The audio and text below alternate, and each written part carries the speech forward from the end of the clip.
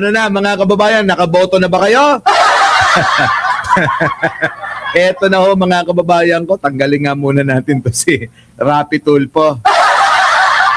Grabe no, mga kababayan, ano? Oo, eto na mga kababayan ko, umpisa na natin to. Ano pa nga ba? Di ba, Boss Mike, etong mga ito, talagang, ewan ko ba? Oo, eto na. Eto na. Pasok natin.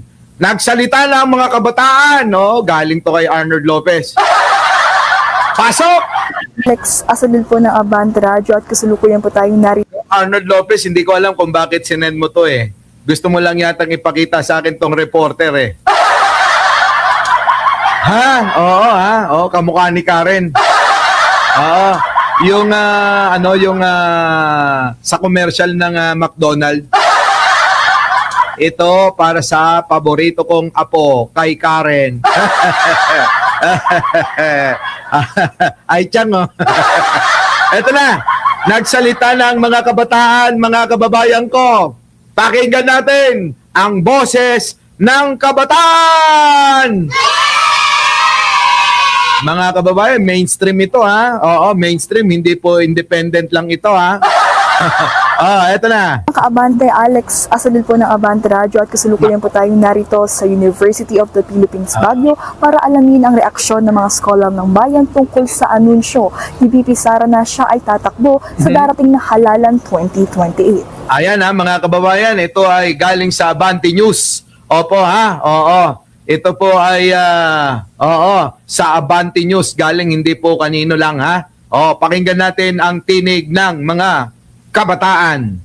Siyempre, nakakadismaya pero in-expect talaga natin na tatakbo ulit si Sara Duterte sa pagka-presidente ngayong 2028. Bakit? Ano bang i-expect natin kung hindi dagdag pananakot tsaka siyempre impunidad para sa kanya at sa kanyang mga crony at alam din naman natin na yung pagnanakaw niya sa kaban ng bayan ay magpapatuloy lamang. Yung pag-aagawan nila Sara at saka nila Marcos sa kapangyarihan sa gobyerno, magpapatuloy lang din dito kasi sa tingin natin magre-retaliate si Sara against Bongbong and of course, magpapatuloy din yung disinformation and fake news. Kita nyo mga kababayan ko, alam nyo sa totoo lang, ganitong pangangatwiran ang gusto ko. Sana man lang yung mga DDS pag nag-comment dito, ganito. Kahit man taliwas sa mga sinasabi ng mga to. Kaso mga kababayan, yung mga comment talaga, halata mong DDS talaga, no? Iisa lang mga kababayan laman ng ulo.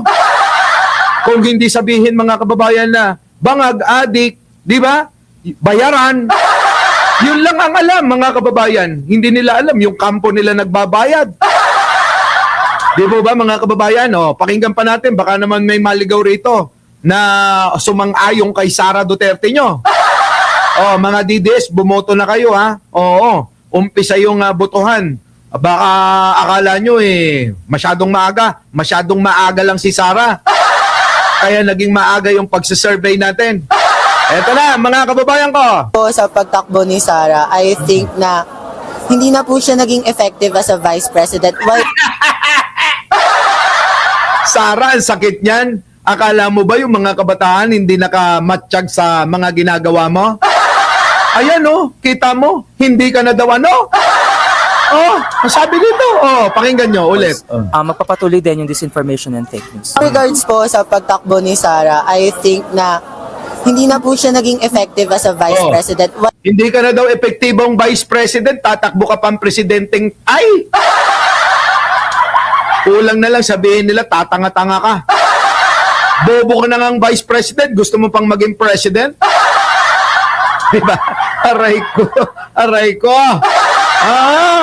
Pero mo, parang ganun ang gusto ng mga kabataan sabihin hindi ka na nga naging epektibo na maging vice president, gusto mo pa talagang maging president?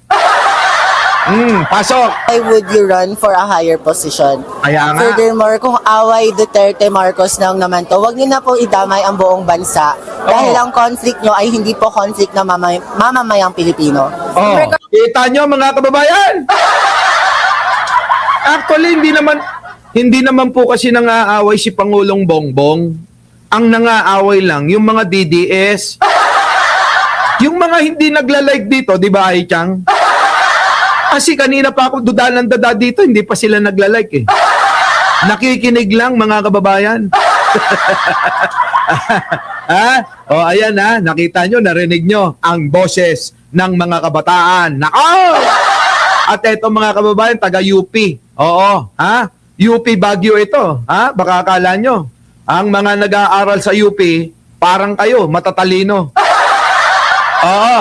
At ang mga nagiging kakampi ni Sara, yun po yung mga masakit man sabihin, parang tulad ko. Parang tulad ko na grade 3 lang ang tinapos, ano? Kita nyo naman, ang mga vlogger nila, ganun din sila. Biruin nyo, dati, kargador lang sa Divisoria. Ngayon, vlogger na. At tapos mga kababayan, yung isa manyakol pa. Pag nakita nyo mukha mga kababayan, hindi nyo pagtitiwalaan talaga. Eto na, ano ang sabi ni Nene? Pasok! Regarding sa pagtakbo, sa pag-announce ni Sara Duterte ng pagtakbo niya for presidency 2028, given her track record, for me, sobrang nakakadismaya. Aray ko, Sara! Nakakadismaya ka daw! Tapos sasabihin nyo? Ano? Magaling si Sara? Oy, mga kababayan ko, kahit na ipantapat nyo tong kabataan na ito, sa mga vlogger nila, piliin nyo na sila. Mula doon sa grupo ni Banat Bay, kita nyo naman, bukod sa mga pangit na, wala pang laman ang ulo nila.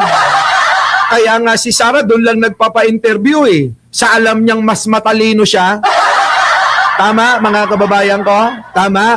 Magpapa-interview ba si Sara sa mas matalino sa kanya? Hindi.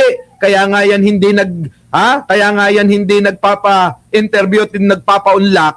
Di po nagpapa-unlock ng mga katanungan sa mga press con niya. Kaya syempre pipiliin niya. Oo. Pipiliin niya na sila Banat Bay at kayong kasama. Para ano, mga kababayan, para magpa-interview kasi alam niya mas matalino siya doon sa mga magtatanong sa kanya. Oh, gets nyo mga kababayan? Gets nyo? Pero dito mga kababayan ko, itong mga kabataan na to, pakinggan natin. Mamamayang Pilipino. Regarding sa pagtakbo, sa pag-announce ni Sara Duterte ng pagtakbo niya for presidency 2028, given her track record, for me, sobrang nakakadismaya. Track record mo, nakakadismaya daw, Sara.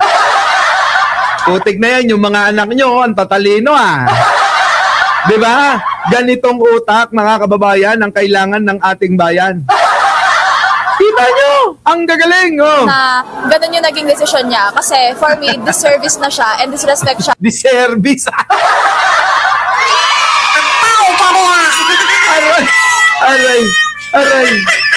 Aray ko.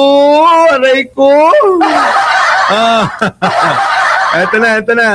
Sa masang Pilipino na hindi natugunan ng maayos yung mga pangailangan sa ilalim ng pamumuno ni Sara Duterte. Ay, naku, aray ko. Wala ka raw natugunan, Sara.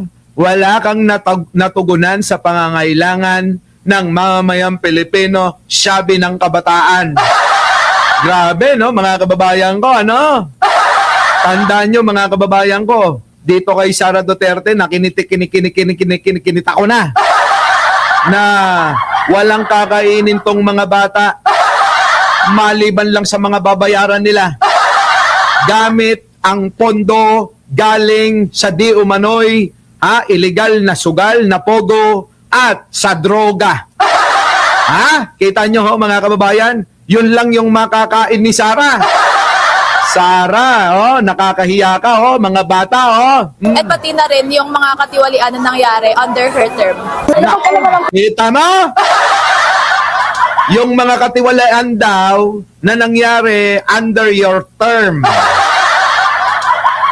Putik na yan, nauna ka pang magdeklarang tumakbo kaysa sagutin yung mga inaakusa sa'yo.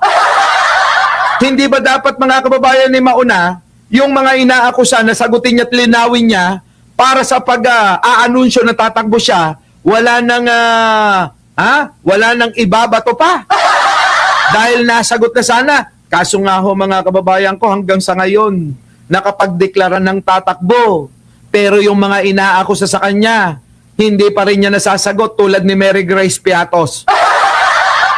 Oh, paano na? At nagsasaya na ho ang mga kakamping.